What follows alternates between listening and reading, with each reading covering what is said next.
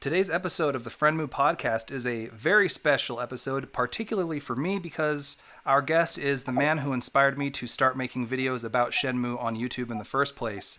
He's a longtime and sincere fan of the Shenmue series, known for his musical talent, as well as his love for video games. Josh the Music Man of the band Phoenix Splash TV. Really excited to have you on the show today, my friend. Yeah, thanks for inviting me. Absolutely. Kind of hard to say that.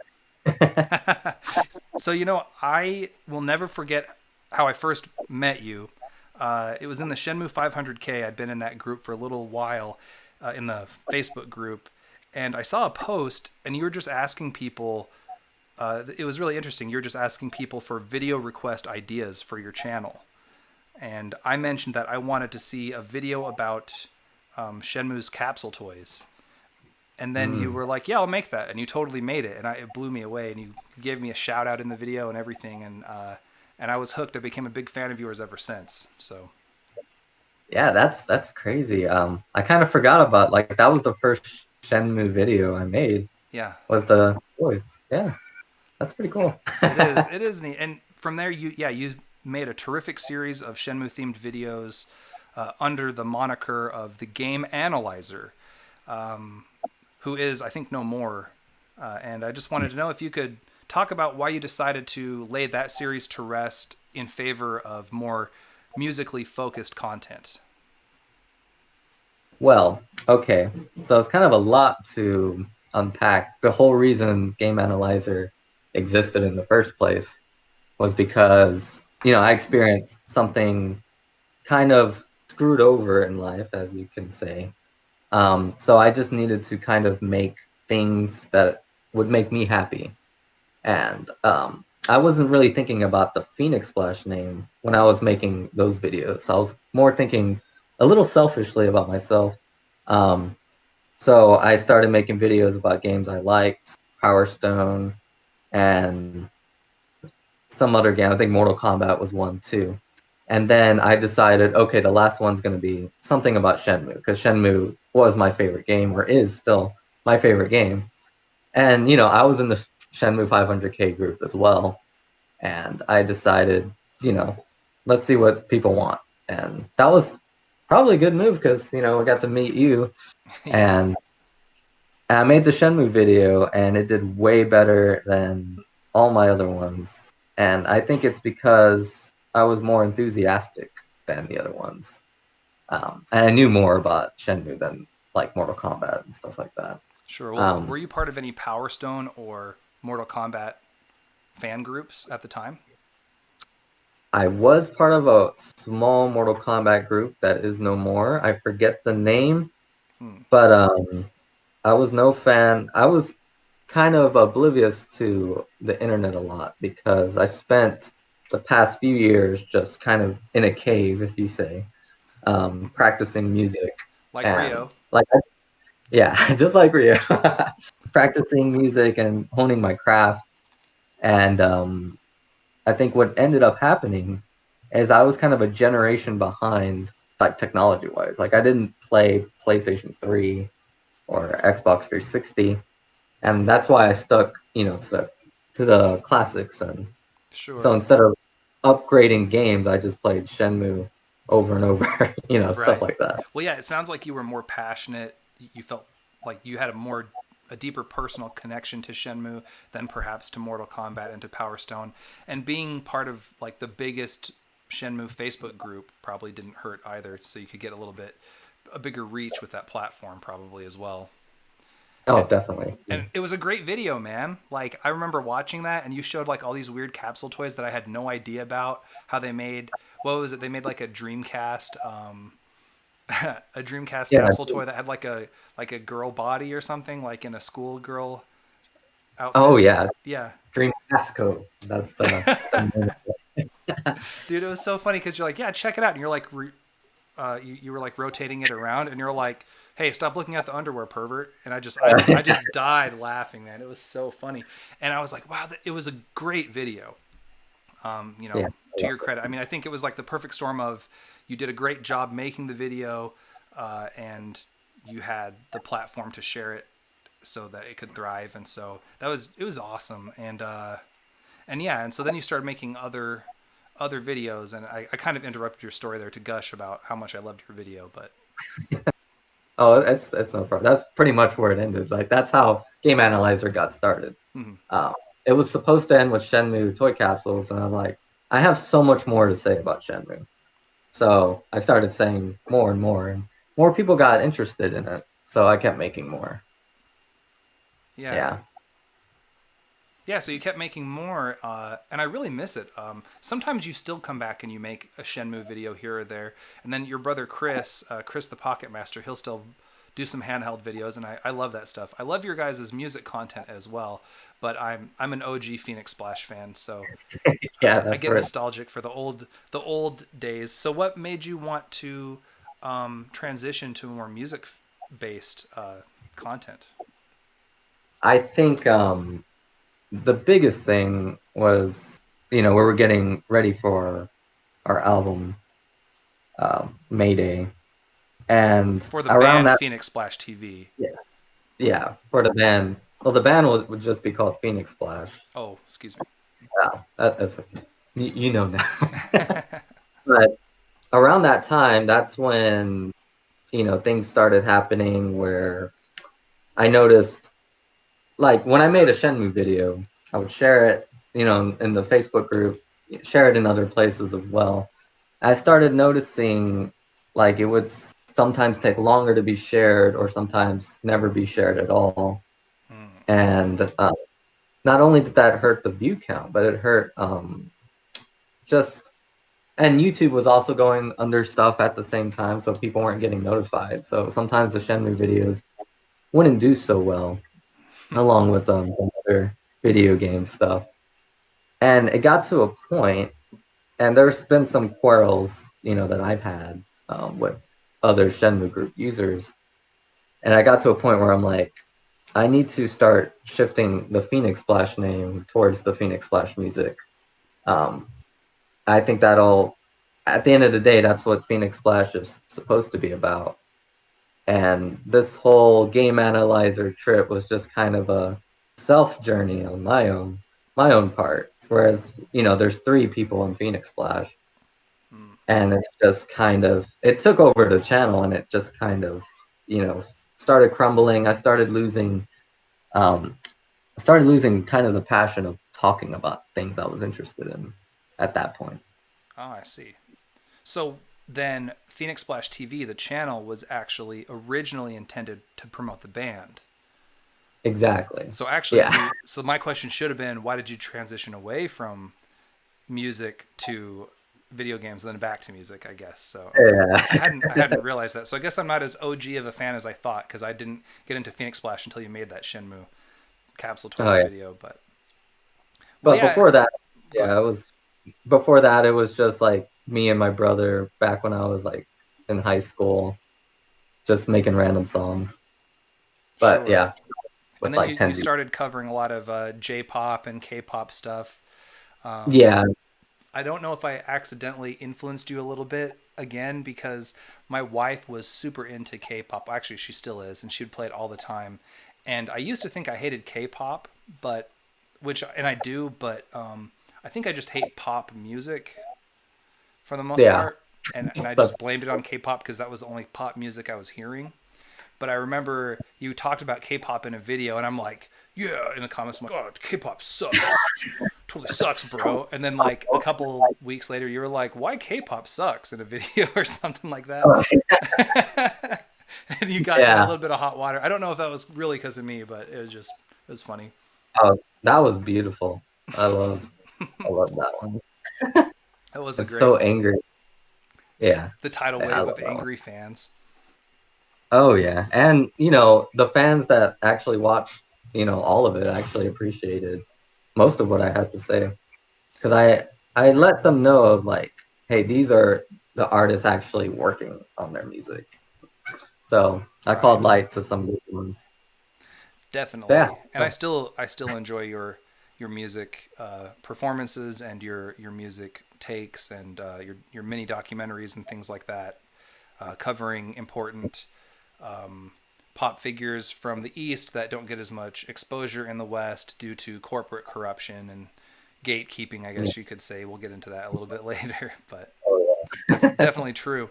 And then I think perhaps one of your most memorable musical performances was actually in a Zoom conference with the great Corey Marshall, the English voice of Ryo Hazuki, which I was there for because you let me know about it, and I was like, yeah, it was really cool to watch. I was wondering if you could elaborate a little bit on that experience for us. Let's see, man, that was like something I never thought I would like ever do in my life. So it started like he started doing like these Shenmue dinners with fans that were friends with his, and I don't even remember how I became a friend of his on Facebook, but I'm glad it happened. And I'm like, I'm gonna go to that dinner, but I didn't go to the first one because I was tied up. And I remember thinking, okay, I have to go to the second one. I have to see Corey Marshall. And then he announced it's gonna be a musical concert. I'm like, okay, I have to play at this next meeting. Like I didn't even think it would be musical. And then, he put a Facebook status if anyone, is inspired by Shenmue and is a musician, post your stuff here. And I just started posting, because I've done Antiquity Tree on the YouTube. I had another Shenmue song as well, I forget which one. And then I had, Breath of the Shenmue and Space Harrier cover, if you can consider that a Shenmue piece as well. And he was like, totally, come play. So that worked. And when I played, actually, everyone there played a piece they wrote inspired by Shenmue.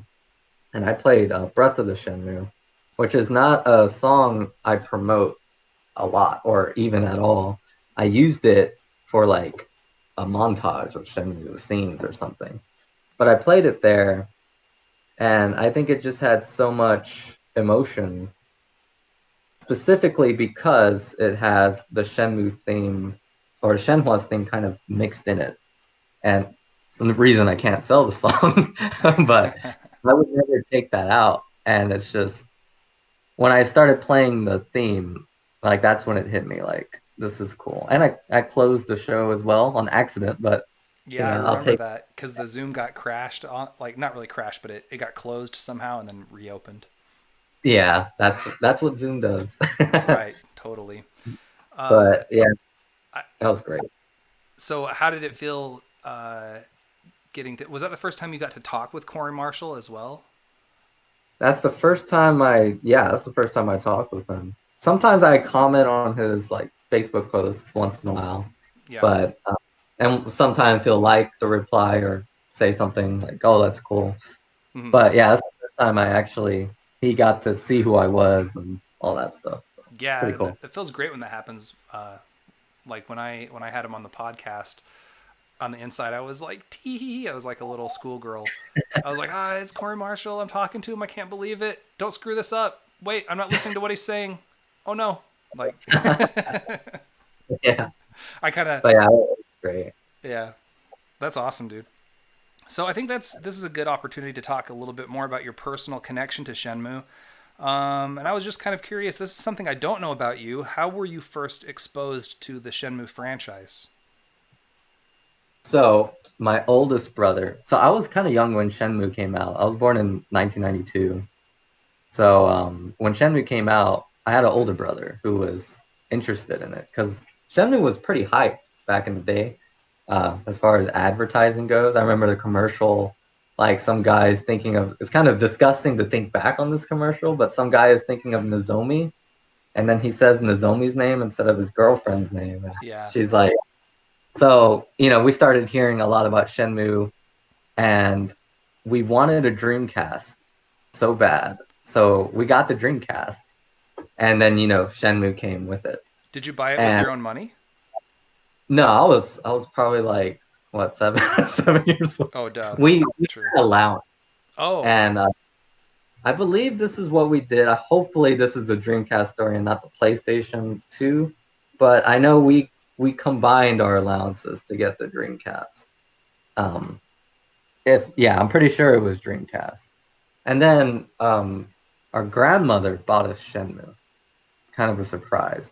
I guess our parents kind of dropped the hints, and she got us Shenmue. And from then, the first time I experienced Shenmue was actually watching my older brother play it. And sometimes I would play on his file, just kind of play around with the world. So not progressing the story at all, just playing around with the world because I wasn't allowed to progress the story unless everyone was there watching. And yeah, so that was great. So I think like the first playthrough of Shenmue, we actually got like to January because we kept messing around so many days, and we saw like the dresses they wear. We saw things that we weren't supposed to, you know, like the New Year's outfits that they have. So that was pretty cool. That was the first time I That's awesome. experienced it. I also made it to January, but because I sucked at the game and I didn't know how to like get further, and at the warehouse scene, I kept failing that QTE over and over. Or no, Oh it yeah, wasn't. Yeah, it was failing the QTE and getting caught by the guards over and over. yeah, So, that happened to us quite a bit, I think. right, and Yeah. so what was it that stood out about Shenmue to you? What I mean, because yeah, you're playing it as a kid, and you wanted to play it because you saw that commercial and stuff. But then when you started playing it, was it as good as you thought it would be? What grabbed you about it? So this is what I think kind of makes Shenmue different for like different age groups. Because when I was a kid, I didn't have a part-time job. I didn't, do any of more adult stuff. Rio was older than me, so as a young kid, you kind of like, you want to be like a teenager because teenagers are so cool. And Rio kind of gives you that outlet. These girls are liking him and all that stuff. And just living in that world, I think, was the thing that stood out for me because um, when I was a kid, I would go on RPG Maker and just kind of make environments, like no story, just environments. And Shenmue was kind of like that. Things closed at certain times, things opened at certain times, and people had destinations, and it was just like a living simulator. And that honestly was the thing I liked the most about Shenmue. So it wasn't really anything like the battle system. I enjoyed it, but I never got like deep into it. Um, but it was like the world, I guess the world itself and how alive it was. It Yeah, was alive. So that's what stood out to me. definitely. Super, super technically impressive. And were you very musically inclined at that time as well? Um, no, I was Oh, not. okay. I played a drum kit maybe a year later than that. But definitely the simplicity of the music. Once I started getting into keyboard, like it's very easy to pick out some of the Shenmue songs. But yeah, so when I became musically inclined, Sorry for the technical difficulties, folks. The Discord cut out on us there for a moment.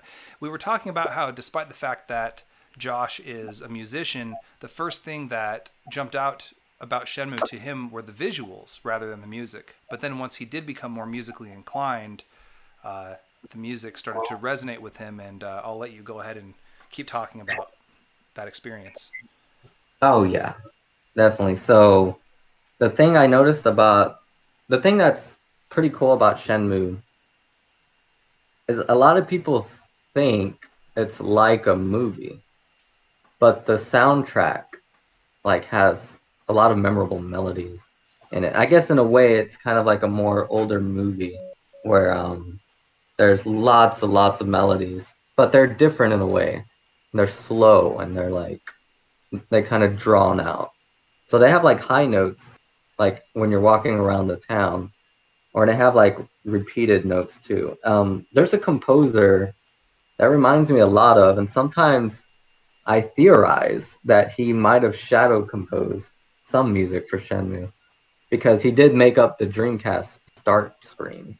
His name is Ryuichi Sakamoto. Mm. And there's just so much of Sakamoto in Shenmue. There's even some of his musical motifs as well um, that he's used. And So yeah, so Shenmue, and if you go like and dig deep into Ryuichi Sakamoto's music, there's a lot of weirdness in there. A lot of things it can do to your brain, like soothe it in a way, or like even go the other way and make it kind of frantic. And I think and there's a lot of I don't know the proof. I don't have the, the stamps, and I'm getting into brain We're brain going stuff. conspiracy theory. We're putting our conspiracy theory hats on. Yeah.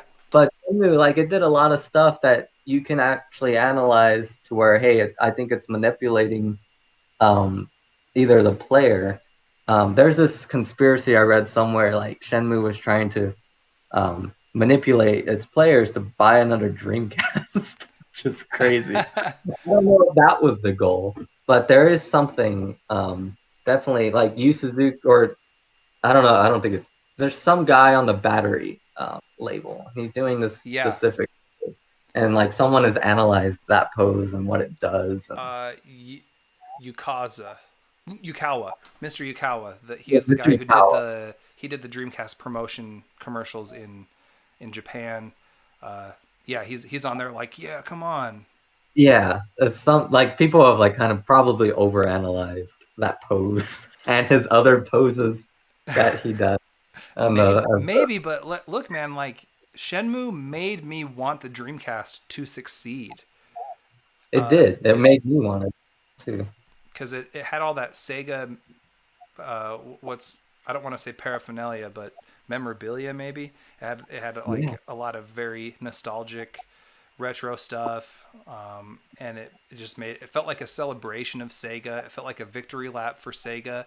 And then when the Dreamcast was discontinued, I cried that day, man. Like I really did Mm. when the Dreamcast got discontinued. And yeah, I really that's what happens when you get into video games too much instead of having a girlfriend and having a real life. I never cried about my girlfriend breaking up with me, but when the Dreamcast died, I was like, no, Man, when I my found true out love. Dreamcast died, I didn't even know. Oh, Like what? I found out years later. Yeah, it was awful. I'm Mm. like, why are there any new Dreamcast games? And my older brother's like, oh, they stopped. I'm like, what do you mean they stopped? Like, just still wrapping my head around it. Yeah, they Like, stopped why like am I playing? 2001, bro. Yeah, like why am I playing Shenmue 2 on an Xbox? You know, like, it was, yeah, Yeah, that got to me too. But I was actually super excited when I saw a copy of Shenmue 2 for the Xbox. I was like, well, I'm buying an Xbox now. Cool, I can keep. that's exactly what we did. We bought an Xbox, and spoiler alert, that was the only game we bought for the Ah, Xbox. I had Yeah, Halo and I had Dead or Alive 3 and I had Shenmue 2. That was about it, I think. yeah, we didn't have many games. I think we had this Bruce Lee game that was like really bad. Oh, I heard about that one. Yeah. Yeah, and then when someone gave us Fable 2, which was or no, Fable, just Fable Fable. 1. We did have Fable 1. That was actually a really cool game as well. I enjoyed that game too. I Same remember kind of comparing it to Shenmue and being like, "It's good, but not as good as Shenmue." yeah. I thought it was kind of I was a kid, so I thought I was immature. So of course all my spouses were like same sex. I was just like I was having so immaturity with that. I was so fascinated. Oh my god, you can marry a guy. Now you can marry a guy in real life in No, the U.S. I'm not just gonna marry a guy. I'm gonna be totally Exactly right. polyamorous. Mm. That's what I did in Fable. That took over. Whereas Rio is super monogamous. I think because you played Shenmue and you couldn't have any relationships, you went way Yeah, overboard to of to the extreme. the Shenmue repression. I remember you made a joke video like, is like, we're gonna analyze Ryo Hazuki psychologically and figure out is he gay? And Oh my god. The funny thing is, that whole video was a joke, yeah, but I'm like, I'm gonna find sources, and I found sources for everything I said. yeah. And if you look at the sources, they're like from these camps that try to change people from being gay. Oh It's no, like like, the pray the gay away yeah, Bible camps. Ooh. yeah. And I was so fascinated, like reading their website. I'm like, wow, everything they're saying like applies to Rio. Oh my goodness, no. Funny. Just so everybody knows, it's all a joke. and nobody endorses that kind of weird camp stuff like that. But Oh, definitely. yeah, but it But was funny to see the comments and see people get triggered oh yeah, by that tons of video. people. It was I didn't even say hilarious. it was a joke in the video. I'm like, you know what? Let me just let me just A leave lot of, that. but a lot of people were like, well, I think he's more asexual, which he kind of really is. I think that's what Yu Suzuki kind of did on purpose. Yeah. I honestly just think he's an awkward teenager. Yeah, he is. Definitely. He definitely Yeah, is. I didn't mean to go that, off on that this is. tangent because we were just talking about the music of Shenmue and it got into the Oh sexuality of man, Ryo somehow. That yeah, was you my get me fault. talking about Shenmue, it goes crazy. Yeah, it gets all over the place. But yeah, back to the music a little bit. If we can circle around and come back to that, I think the music really raised the bar for music in video games, and so when people say it's like a movie, even though it's kind of not, but the soundtrack was so high quality that that's all you really had to compare it to. You're like, wow, this sounds Yeah, as like they put as much work into this as like a cinematic film with the orchestral score and just punctuating the story beats with these really beautiful orchestrated soundtracks and the way it would swell and flow and ebb, and it was so incredible. Do you have any favorite songs in particular? I have a favorite song, different favorite song every day. So Right. today, I just realized this. Shenmue was my introduction to minimalistic music. Hmm. And what that is, and different music experts have different opinions on what this is. But there's this composer, Steve Reich. He wrote this song for like 18 musicians. It basically does the same pattern. It's like a 3 second pattern. It does it for like, I don't know, maybe 30 minutes or 40 minutes. And when I started getting more into that music, I started thinking about the battle song in Shenmue, the Earth, Wind, forget what it's called, Earth, Fire, and Wind and Sea, something like Yeah, that. yeah, yeah, yeah. And Earth, Wind, and Sea. Yeah. and if you listen to that song, it's a upbeat, minimalistic structure where it's kind of a repeating pattern, and things get added to that repeating pattern. Mm. And like I'm getting chills just talking about the song. We can Like, play it for you.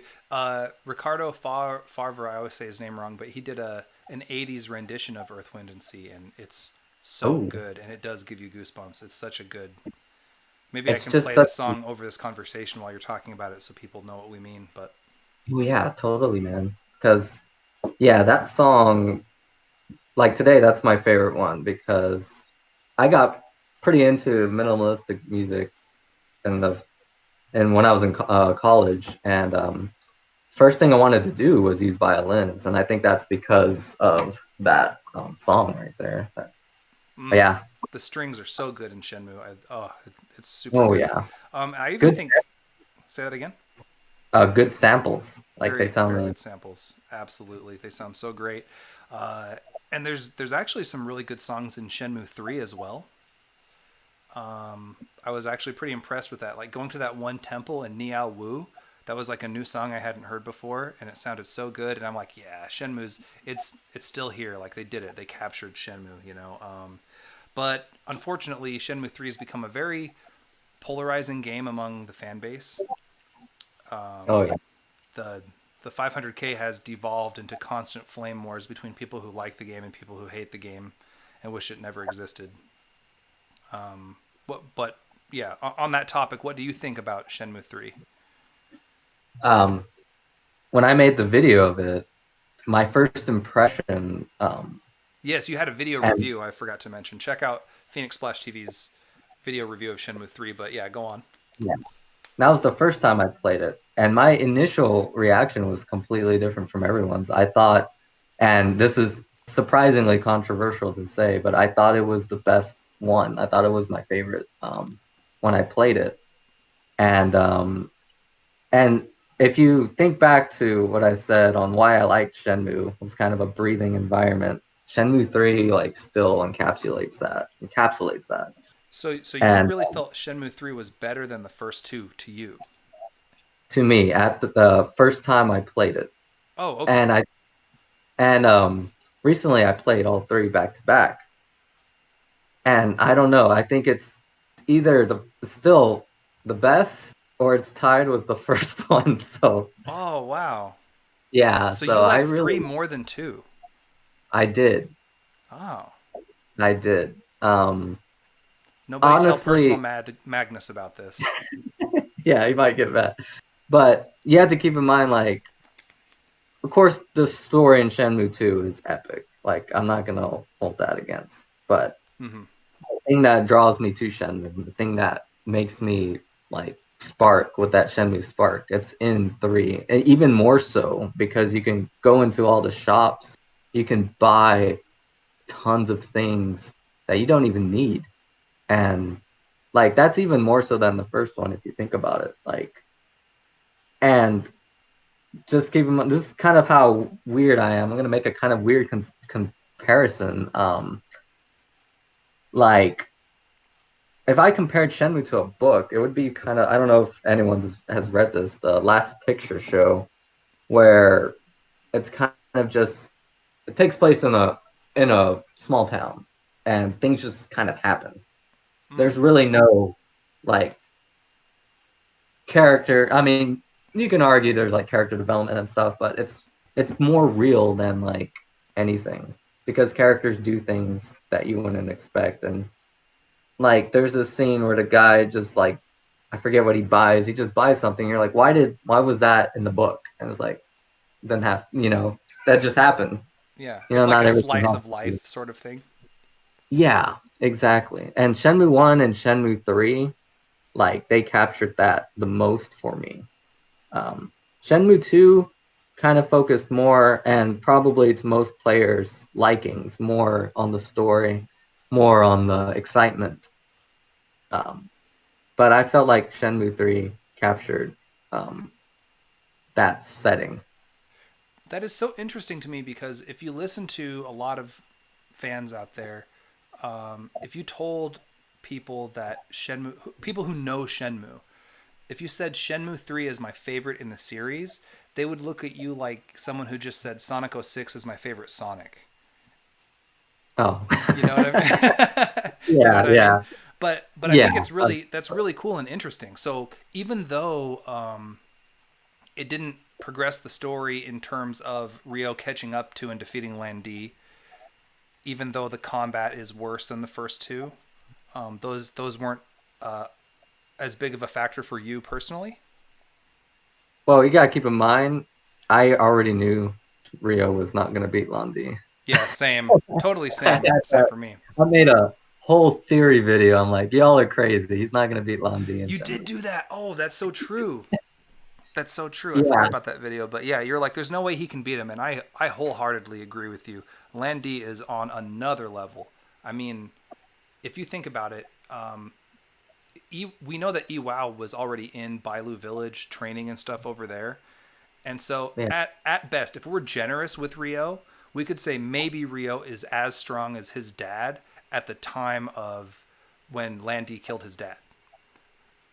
Oh After yeah, by the time Rio, maybe. maybe that's the strongest he could possibly be, to be honest.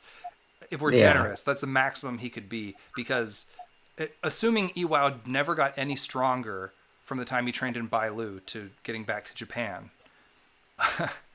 like like Rio is at best, and he's probably not even at his dad's level by the time Landy caught up there. And we all saw what Landy did to Iwao. I mean, he made him yeah, look like a total scrub, just a chump. It was like watching Michael Jordan like go against Larry Bird and just make him look like nothing, you know? Even though Larry yeah. Bird's amazing, Iwao's amazing, but you're fighting Michael Jordan here. You're fighting Landy, so Exactly. Like, and the thing about Rio, if we talk more about the story, I think Shenmue 3 was kind of like his training, getting him more familiar with Chinese martial arts. And I think Rio is a prodigy. So he's really good. Like he beat, you know, the Mad Angels, yep. but in comes this fighting style he doesn't understand. Hmm. And I think that's why he loses. Like, of course, it kind of hurts me to see him lose, but I think that's why he loses against these Chinese martial arts. He's still learning the style. And they always tell him he needs more kung fu, and that's what they call martial arts in China, you know. Right. So he's learning Chinese martial arts, and more importantly, how to fight it, because Lan Di knows Chinese martial arts as well. Yeah. Whereas Iwao may have had other intentions, um, Yes. maybe Or just make Rio style. wasn't ready to learn all of the Baji Shren moves, and Yeah, Iwao got killed before he could pass them on to Rio. that could be it too, you know. But yeah, man, I did appreciate Shenmue 3's story. I think the main theme was patience. Mm-hmm. And can you imagine? Okay, my video game's main theme is gonna be patience. So like, there's so many things that make you grind and wait, and yeah, people did not like that at all. So it's so cool that you say that Shenmue is either your, or excuse me, Shenmue 3 is either your favorite Shenmue or tied for first with Shenmue 1 for you. Yeah, Uh, I'd like to kind of move into talking about the recent Super Eyepatch Wolf video that was like, Shenmue 3 was a waste of my life. Never believe in your dreams. 20 years wasted. I'm no longer a fan. Like that yeah. video that Everything you came out. said was like clickbait. So I mean, that's how you got to be a YouTuber. You got to be super duper clickbait. I mean, he even admitted it. yeah. He was like, "Yeah, I'm being clickbaity a little bit." But what did you? I guess what kind of things in that Super Eyepatch Wolf video did you agree with or disagree with? Okay. So here's the deal with that video. Okay. And before I go on, I want to make this point clear. Like, you could be a Shenmue fan and totally hate Shenmue 3. Yes. Like, that's fine. Right. Like, you don't have to blindly support a game you didn't enjoy. Like, I'm not gonna say that everyone should love Shenmue 3. But and a lot of his critiques, I can understand them. But my problem is when you have to say things that aren't true. And as someone who's played Shenmue 3 probably like 5 times or six, I don't know what it is now. Yeah. Like, there's some things in there that he said that just either he and it's okay if he like didn't know that there was that part of the game available, or but there's some things that he just didn't say correctly. And for instance, the cutscenes that are unskippable, you can skip by pressing square. Oh, with Shenhua, where And she's like, "Bye, Rio. Have a good day." yeah, you could totally skip those. Which, oh, that was so horrible to have a pretty girl care about you enough to say goodbye every single day. Like, But stop telling me have a good that's day. the entertainment of it, Mm-hmm, the mm-hmm. video. I think have you ever seen like The King of Kong, Fistful of Quarters, that documentary? Oh, I know which one you're talking about, but I don't believe I have seen it. So in that documentary, they make this story, and that's the important thing, because this video that we're talking about is really well made, and it has its own narrative, just like King of Kong. Like, they put it was a Donkey Kong world record against Billy Mitchell and Steve Weeby. Mm-hmm. Um, but what the documentary didn't tell you is that there was someone else that already beat Billy Mitchell high score. They left that part out because they wanted to tell this story, and So they had a that narrative. they had a narrative. And when I think back to my K-pop video, I had a narrative too. So I've kind of done this in a way. And when I made my K-pop video called "Why K-pop Sucks," at the end I put 2 artists. But in the video, I made it seem like I picked 5 random artists. But in reality, I went until I found some artists that I liked and that I could say things about. Um, Super Eye Patched Wolf had a narrative as well. And he played, and this is what I think, and he can come and say that I'm wrong. He played it the first time, looked for things, because this is what you do when you review games. You look for things you could talk about in your video. Mm-hmm. And if you're looking for things that will click, you're not looking for good things all the time, especially when it comes to Shenmue. He played it the first time, and then he mentioned he played it a second time. Played it the second time to get more footage of those things that bothered him. But there was a lot of things he didn't leave, and or he left out. He left out the forklifts. One thing in Shenmue 3 that it does better than Shenmue 2 is making money. Yes. And And Shenmue 2 is That, better at making money than 1. I think making money in 3 is so good. Yeah.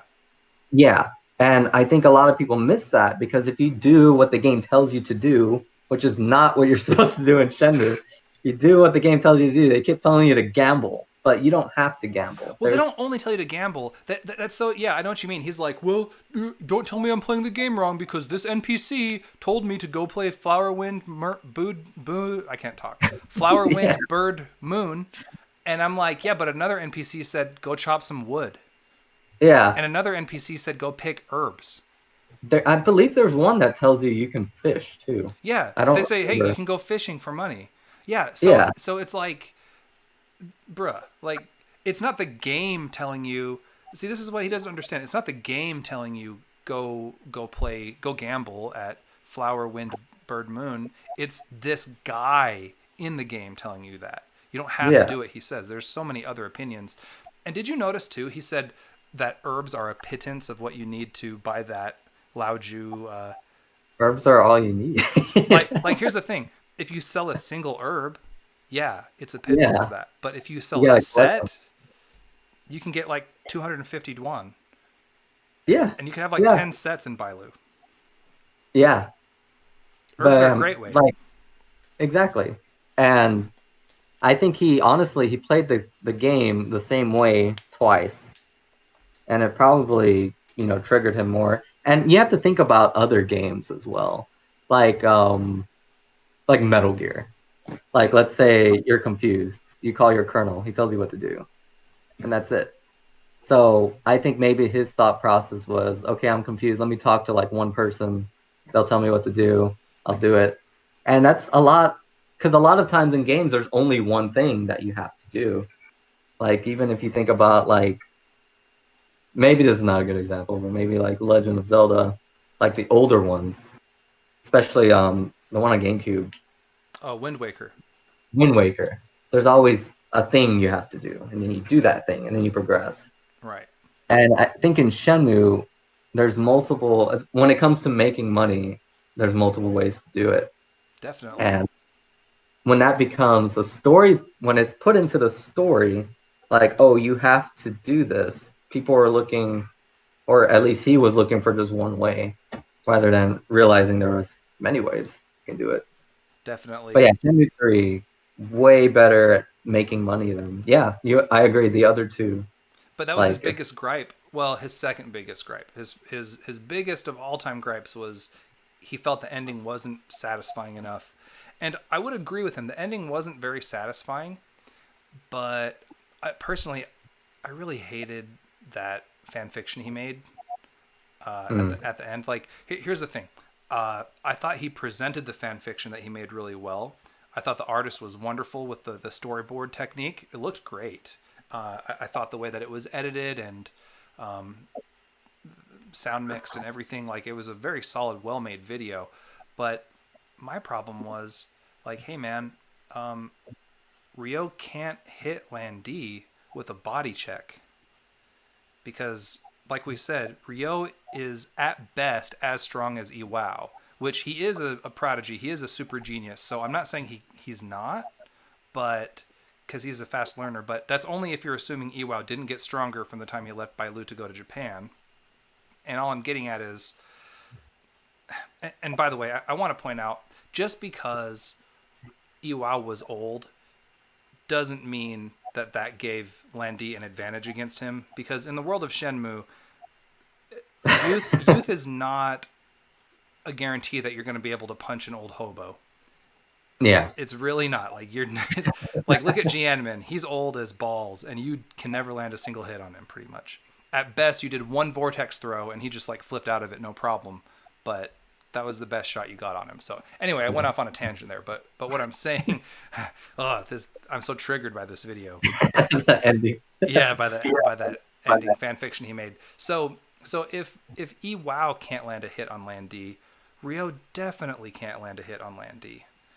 And he's not supposed to be able to. And so, like, just the fact that you're like, oh, I know how to make this better. Have Ryo hit Landy with a body check. I'm like, no, you just ruined all the continuity if you do that. Like, you don't get Shenmue.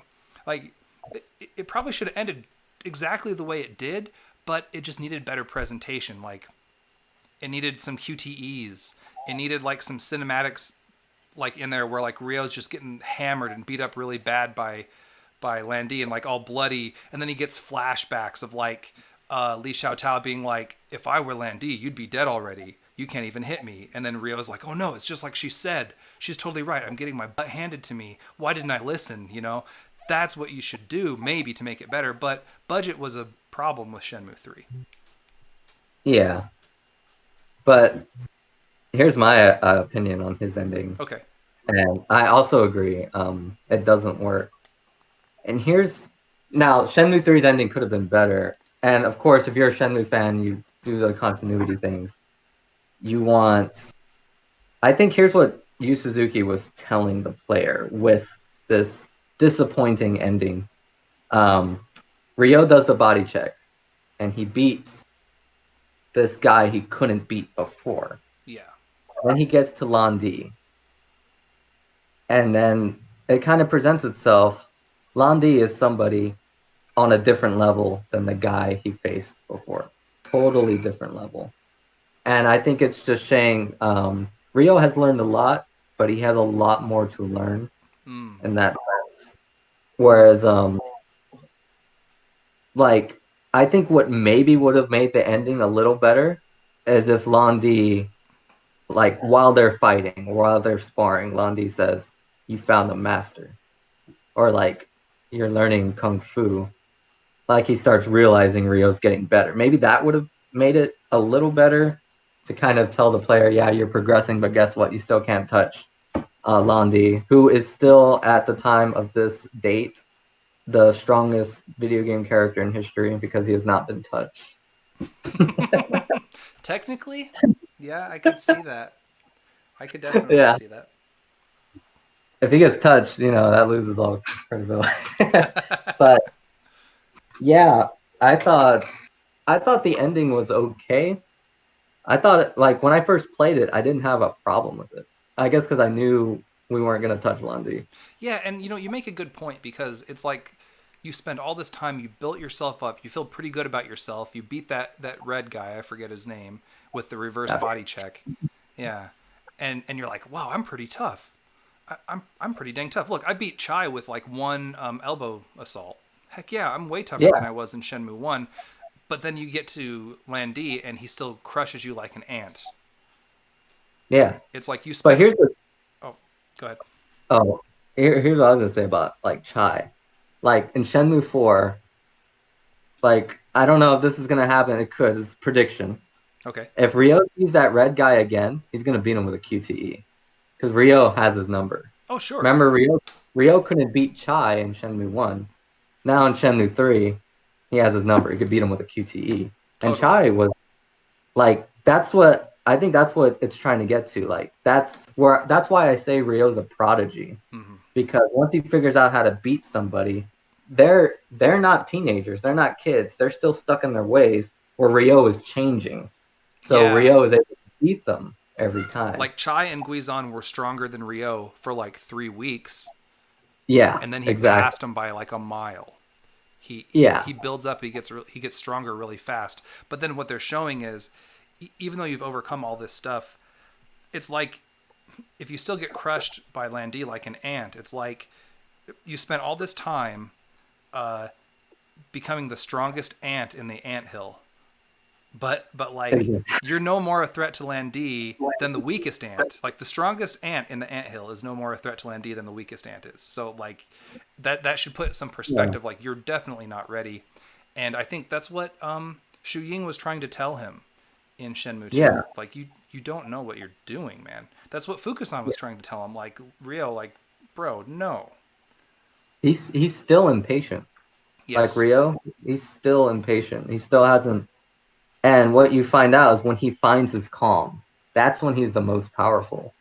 That's how he was able to beat that. When he jumped at the chance to fight Londi, that was not his calm. Not a good So he, idea. Not a good idea. And yeah, even the two guys who taught him the body check, they're like, "Yeah, I showed you a variation of the body check, but you're not even using it right. Like you don't think you've mastered it because you pulled it off 2 or 3 times. Like you have no idea how to exactly. use this." So yeah, I Yeah, think that's a really good point. I don't know about anybody else, but I do plan on making a video about the, like, in response, I guess, to Super Eyepatch Wolf. The thing is, I think that most likely, from what I can tell, Super Eyepatch Wolf is a really good guy in real life, and I mean, he makes really good videos. He's got, I mean, it's very easy to be seduced by his what would you call it? His breathy pillow talk with Bradley Pillow. with that Irish brogue. He'll be like, and you still couldn't beat Lan D. Like he'll do that in his videos a lot, and you're like, oh, more eye patch but wolf. It's like butter in my ears. yeah, but his frustration, and that's what I was saying before. Like the main theme of Shenmue 3 is patience. So you get frustrated if you're not patient. So I think like a lot of people's responses to Shenmue 3 are the same response that Ryo, the character himself, has. Like, Definitely, yeah, man. I think yeah, that's such a good point, and I think these are points that the fans need to, if you really love Shenmue, or if you think Shenmue 3 was treated unfairly in that video, like if you're a fan, step up and make some content and get the word out there, man. Like, I plan on making a video, but I hope other people make videos too, and so that, because if you do, I'll support it, I'll watch it, I'll subscribe, I'll like it, yeah. and that actually I'll get kind out of. of retirement. Oh, sorry, I couldn't hear that. Say that again. Oh, I was like, maybe I'll just get out of retirement and bring Game Analyzer back and Yeah, man. port some Shenmue 3 Oh, that'd be because I sick. legitimately like really liked it, and but I knew it was gonna get mixed reviews. Yes. But I think with Super Eye Patch Wolf, at the end of his day, he wanted to make the narrative. So that comes with leaving out the good stuff, I think. And I think deep down, if you want to say like your title is Shenmue 3 is terrible and I wasted my life, Yeah. and if you want to commit to that title, you can't really talk about the good things. And he kind of does talk about some of the good things, but I mean like the overall presentation, I don't know, it just kind of Well, and if you're a I feel professional like YouTuber too, you're trying to get clicks. You're trying to monetize exactly. these videos. Negativity gets more clicks. So there's more of a financial incentive to be negative.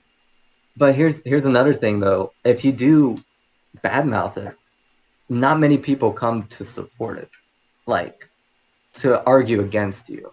And the ones that do, myself included, like I usually say when someone complains about Shenmue saying it's the worst game, like I understand your points. Here's why I liked it, but I never go like you're wrong about this, and you know, unless they are wrong, which this guy is wrong about a lot of things, So and many it was things. there's a lot of things that he's wrong about, and I think that's really disappointing because he's such a good content creator. Yeah. Like it's even worse. Rather than Polygon, I think it was Polygon where they say Shenmue 3's graphics are terrible, and then they show image of like pre-development, like the Yeah. Kickstarter stuff. I'm like, that's their narrative, and that's the way they're deciding to go. D- But that's yeah, man. that's definitely true. I hope that, if people do rise to the call and post more positive content about Shenmue out there, I hope that other people will try to support it. And I think that there is definitely a PR problem in the for the Shenmue franchise. I feel like the fans are very vocal about let's get Shenmue 3, let's get Shenmue 4, let's get Shenmue 1 and 2 HD, like on social media, and that's good and everything, but I don't think there's enough content creators to drown out or even match all the negativity that's out there. And it's like, that Eye Patch Wolf video's got over 500,000 views now, and probably 99% of the viewers have never played Shenmue 3. That's true. And they're just Yeah. going, oh, well, this game sucks because my favorite YouTuber told me so I'll just let him think for me and then never play it. So we can't let that happen. That's not good for the series. But the problem is, even if you are a small content creator for Shenmue, I feel as though there's some gatekeeping in the online Shenmue community that I wanted to talk about a little bit. I've experienced it a little bit, and I think you've definitely experienced it as well, Josh. And I think that we need more content creators, but there isn't that much support for newer creators on different Shenmue social media platforms. Definitely. Yeah, I want Yeah. real quick. I just want to say, some of the big Shenmue people like Adam Koralik, Corey Marshall, Ziming, who's the creator of Shenmue Fans, the YouTube channel, the guy who does Shenmue Forever. I think it might be, I don't know if it's Skill Jim or I forget who runs Shenmue Forever, but those guys are super supportive. They support everybody who tries to make positive stuff about Shenmue, and that's what we need. We need more of that and less gatekeeping. But sorry, go ahead and I kind of cut you off there, Josh. Sorry about that. Oh, that's okay. Um, like we are talking about with content creators, I think there's a lot of selfishness. I think that's what it all comes down to. Um, it's like, oh, he's talking positive about Shenmue and he's talking positive. I gotta be the one at the top because if you think about it, it's kind of like there's a Shenmue negative tower and then here's the Shenmue positive. And Mm-hmm. if you're at the top of the tower, it's less competition and there's just so many egos, I would say. Um, some people have very egotistical attitudes, and this is not just in the Shenmue fandom; it's in like many fandoms as well. Right. But it really hurts Shenmue because a lot of people have the common consensus that Shenmue was always a bad game, and that everyone just got tricked by this third installment. And that's kind of the idea that's being echoed by lots of YouTubers. And if we're here telling you like, no, that's actually not the case. And if you look at the Shenmue user reviews, some people actually liked it, including myself and including Segalacious. Yeah, I liked it. But if you have someone making a video like saying how good it is, and then someone else making a video saying how good it is, and we push them down, then that's a huge problem. Yeah, do you think Like, that some of the fans in certain circles, because let's be real here, the Shenmue fandom it's very niche, and there's a lot of people who have been fans for a long time, and I think it's possible that some of the fans who have been around for a long time, they look at some of the newer fans and they're kind of like, oh, you're trying to promote yourselves using this mm, franchise that I love, and I frown on that. oh, definitely. I Yeah. definitely got that kind of response when I was making my Shenmue theory videos. Like, those weren't for self-exposure. I was not totally promoting the band with my Shenmue videos. Mm-mm. But to people who think, like, okay, let's say this young person is using Shenmue to promote themselves. If Okay. they have a really good personality, if they're really entertaining to watch, then that's not a problem. It starts as, the guy's using Shenmue to get some eyes, but as his personality, and if people get drawn to him, Shenmue latches onto him as well. And that's what we need, you know. We need entertaining, we need informative people that others can latch onto. And if Shenmue is along with that person, that's awesome. Yeah, definitely. I think that it's okay for certain personalities to increase in their influence, and because I mean, at the end of the day, if you want positive messages about Shenmue to get out there in the internet, whoops, I just flung my headphone cords everywhere. My bad. But yeah, if you want that influence to reach people, then you're going to need some influencers who uh, are able to promote themselves to the point where they actually can be heard on Yeah, platforms like and YouTube and Google. yeah, and if they review other games and they have deep insight into those games as well, and then they review Shenmue, then guess what? That person has a level of respect and you know has built up a reputation for being honest. And if they're saying good things about Shenmue, then that's great. That's Right.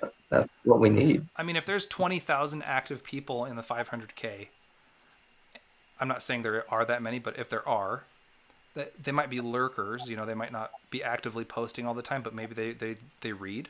every day, and they're willing to watch Super Eyepatch Wolf, who's negative about the series, but then they don't give people who are smaller that are positive towards Shenmue the time of day. It's like, why are you doing that?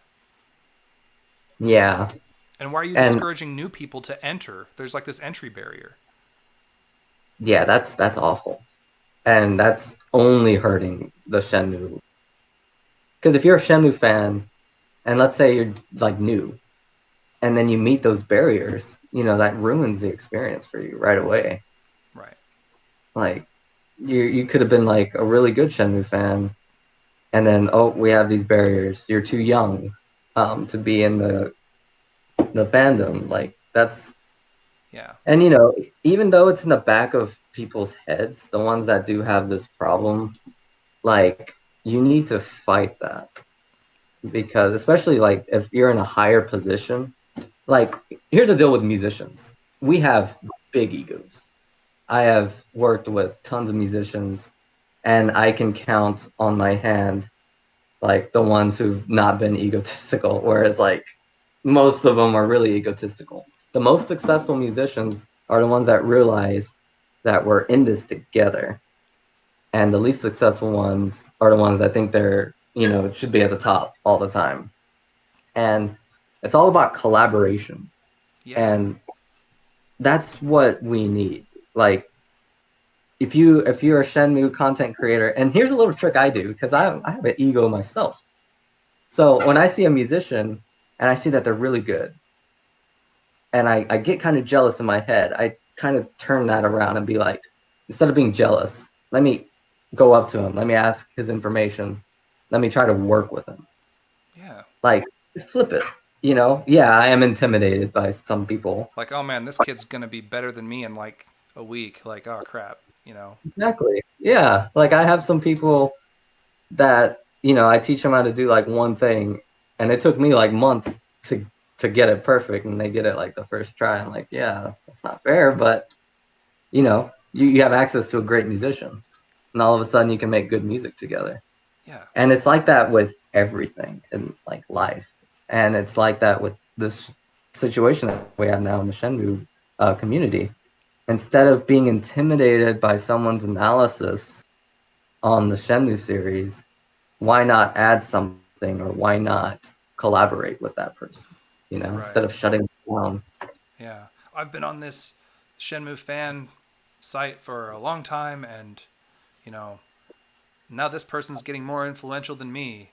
That's not fair. It's like, but who cares, bro? Like we're trying to get this. It's all for Shenmue, man. We're trying to get more Shenmue games made. That's what really matters. Exactly. If someone comes and along and they're way more better at getting traction than you are, then instead of like disowning them, like help them out, especially if you're in a higher position, because Right. that person is a magnet.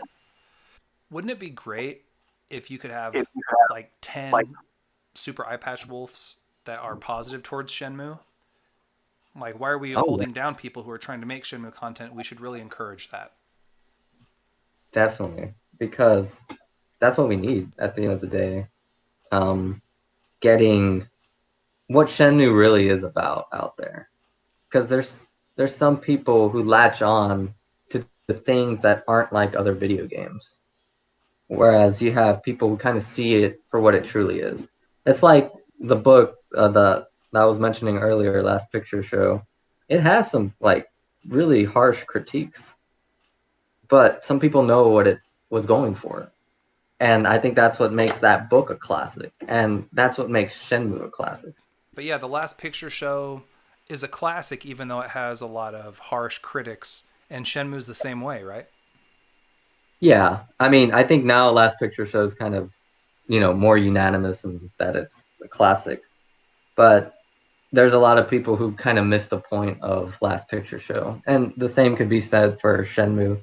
Like, some people just don't get it. And, that's okay. But to say, like, this is all it is, that's when it's a problem. Yeah. And there needs to be more people to, like, actually go into, like, like yourself and your video, to go into what Shenmue is actually meant to be, rather than what reviewers want it to be. Yeah. I don't care if you hate it as long as you understand it. Exactly. Yeah. So, well, man, Josh, that was a super stimulating conversation. We could go on for hours and hours more. But I was actually kind of wondering if you could treat us with a performance. I think you have something from the Phoenix Splash TV, or excuse me, the Phoenix Splash Band, as well as maybe a Shenmue song as well, or Oh, I was just gonna do my Shenmue song. okay, the Um, Shenmue song. That sounds great. So I had requested that Josh share some of his musical talents with us. And just to kind of close out the podcast, because we have been here at it a little while, but before we get into that, was there anything else you wanted to talk about, Josh, that we didn't get to? um, no, I mean, I just want to like say to everyone who has doubts about Shenmue 3, rather than looking for opinions online, just try it out. Like it's a full-fledged game and it works. And I think that makes any game worth it, you know. It's not like it's incomplete or anything. Like that's not a criticism of Shenmue 3. Like No, if you're having doubts about it, then yeah, definitely just pick it up and try it for yourself. definitely form your own opinions. And my opinion is it's a good game and it's fun. I enjoyed it. I personally don't think it's as good as the first two. I feel that it's quite a bit inferior to the first two, but the first two were great, and Shenmue 3 is good. And that's all I can Yeah, really ask it to be. and that's fair, you know. Like yeah, and we can go into debates all, all We just over 'em. started Which another part? 2 hours of the podcast. Here we go. But yeah, I mean, to people say like Shenmue 3 is a cheat and it shouldn't exist. Like I don't like I could say that okay, that's wrong Yeah. because it did for me and a lot of other people who enjoyed it. You know, it scratched that Shenmue itch, and I really enjoyed it. And I got to spend time with the characters I loved again. Yeah, And that was and that was worth the price of admission. exactly. Yeah. Oh, I guess I'll let one of us discuss. But there was this mistake, and you can edit this out if you want. Okay. Um, and Super Eyepatch was video. He mentioned like the game was so bad, even Deep Silver had to come out and comment, but he didn't mention what that comment was. And that comment was Shenmue 3 sold fine. Yeah. It sold Yeah, it sold enough it to sold enough. it was profitable. Just not as Yeah, profitable as they thought it might be. yeah. That's how But companies are. If you have growth but not enough growth, then it's like, well, you didn't grow enough. Well, yeah, I thought you were going to make $10 million, but you made $7 million. We only made 7 million off of you. I wanted 9 or 10. So yeah, that's definitely a good point. He also said something like it only sold 18 million or 18,000 copies, and it's like no. In its first week, it sold 18,000 physical copies in Japan. oh man, I didn't even catch that. It. It's just so many wrong, so What about all much. the digital copies? Like, I mean, I know Yeah, Japanese people do like physical media, but they're also all about space, so you don't have room for like a bunch of PS4 discs. So you might be yeah, inclined to buy it digitally as well. So you can't like one that wasn't for the world. He made it sound like it was for everyone. It was just Japan, and it wasn't even all of Japan. It was just the physical in Japan for that week. yeah. So And that's that narrative, and and maybe in the back of his mind he saw that, and it's like, well, no one's gonna say I'm wrong.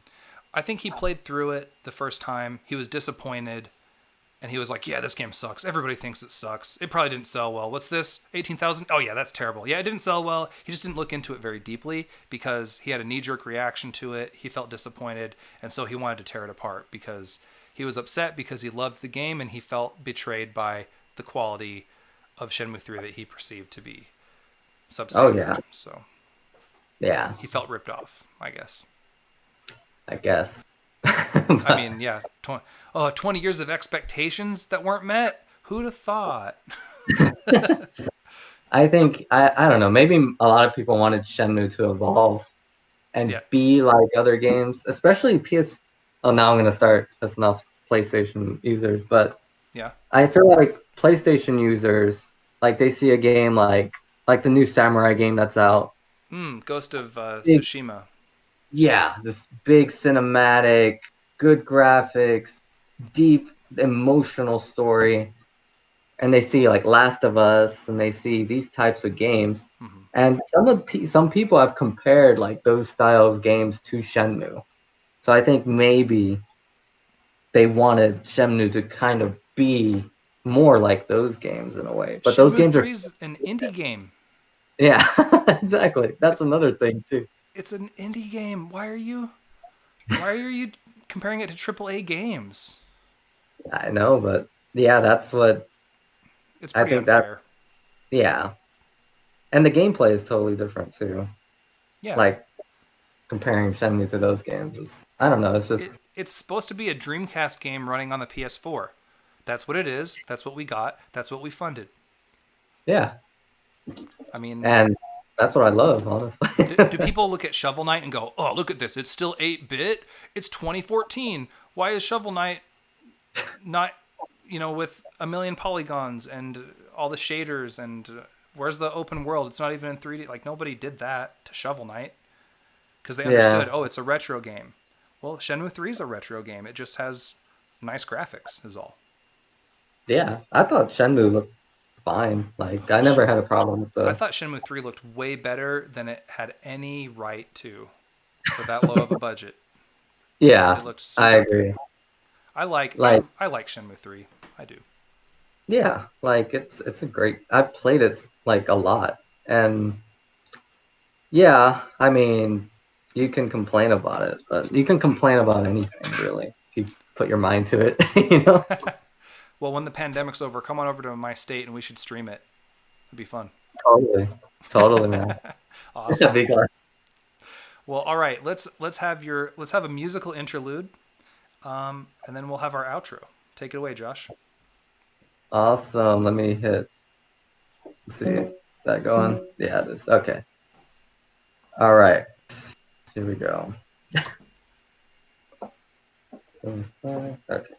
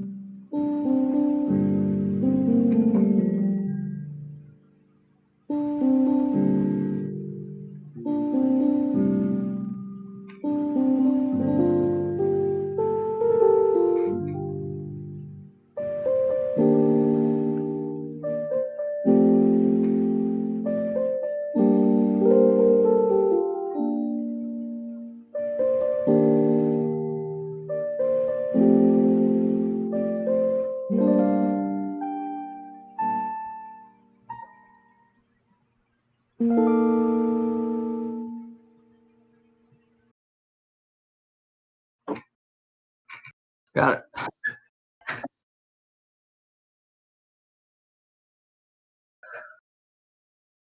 All right.